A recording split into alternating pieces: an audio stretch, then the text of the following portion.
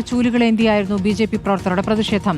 രാഹുൽ രാത്രി വിളിച്ചാൽ ഫോൺ എടുക്കരുതെന്ന് ഉച്ചഭാഷണിയിൽ വിളിച്ചു പറഞ്ഞാണ് ഡിവൈഎഫ്ഐയുടെ പ്രതിഷേധം. രാഹുൽ അന്തരിച്ച മുതിർന്ന കോൺഗ്രസ് നേതാവ് പി.ജെ. പൗലോസിന്റെ വീട്ടിലാണ് ഇപ്പോഴുള്ളത്. അഷ്കർ അലി കരിമയും ഇക്ബാൽ അറക്കലുമുണ്ട്. ആദ്യം അഷ്കറിലേക്കാണ്. അഷ്കർ, ഡിവൈഎഫ്ഐയുടെ പ്രതിഷേധം, ഒപ്പം ബി.ജെ.പിയുടെ പ്രതിഷേധം. എപ്പോഴാണ് രാഹുൽ പാലക്കാട്ട് എത്തിയത്? പാലക്കാട് പൊതുപരിപാടികൾ നിശ്ചയിച്ചിട്ടുണ്ടോ? അവിടേക്ക് കയറ്റില്ല എന്നാണ് ഇരു പാർട്ടികളും വ്യക്തമാക്കുന്നത്.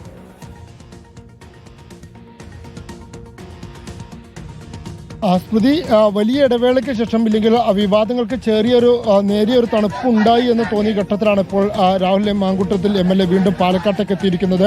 38 ദിവസത്തെ ഇടവേളയ്ക്ക് ശേഷം. അതുകൊണ്ട് തന്നെ നേരത്തെ തന്നെ രാഹുൽ മാങ്കൂട്ടത്തിൽ എത്തിയാൽ തടയുമെന്നുമുള്ള അല്ലെങ്കിൽ വലിയ പ്രതിഷേധം ഉണ്ടാകുമെന്ന് ഡിവൈഎഫ്ഐയും ബി.ജെ.പിയും ഒക്കെ തന്നെ വ്യക്തമാക്കുന്ന സാഹചര്യം ഉണ്ടായിരുന്നു. തൊട്ടു പിന്നാലെയാണ് രാഹുൽ മാങ്കൂട്ടത്തിൽ ഇന്ന് രാവിലെ സ്വന്തം മണ്ഡലത്തിലേക്ക് എത്തുന്നു.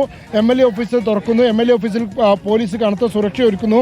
ആ ഘട്ടത്തിലാണ് ബി.ജെ.പി. ചൂലുമേന്തിക്കൊണ്ട് ഇത്തരത്തിലൊരു പ്രതിഷേധമായി MLA ഓഫീസിലേക്ക് എത്തിയത്. സമാനമായ രീതിയിൽ തന്നെ കോട്ടമൈതാനിൽ നിന്നും ആരംഭിച്ച് സുൽത്താൻപേട്ടയിലൂടെയാണ് ഡിവൈഎഫ്ഐയുടെ പ്രതിഷേധം നടക്കുന്നത്. ഉച്ചഭാഷയിലൂടെ രാഹുൽ മാങ്കൂട്ടത്തിനെ പരിഹസിച്ചും അതുപോലെ തന്നെ രാഹുൽ മാങ്കൂട്ടത്തിൽ വിളിച്ചാൽ സ്ത്രീകൾ ഫോൺ എടുക്കരുത് എന്ന അഭ്യർത്ഥനയുമായി രാഹുൽ മാങ്കൂട്ടത്തിനെ ട്രോളിക്കൊണ്ടുള്ള ഒരു പ്രതിഷേധമാണ് മറുഭാഗത്ത് ഡിവൈഎഫ്ഐ നടത്തുന്നത്. അതേസമയം തന്നെ കൂടുതലും മരണ വീടുകളിലേക്കൊക്കെ എത്തിക്കൊണ്ട് മണ്ഡലത്തിൽ ഒരു സാന്നിധ്യമാകാനുള്ള ഒരു തുടക്കം ഇടുകയാണ് യഥാർത്ഥത്തിൽ ഇന്ന് രാഹുൽ മാങ്കൂട്ടത്തിൽ ചെയ്തതെന്നാണ്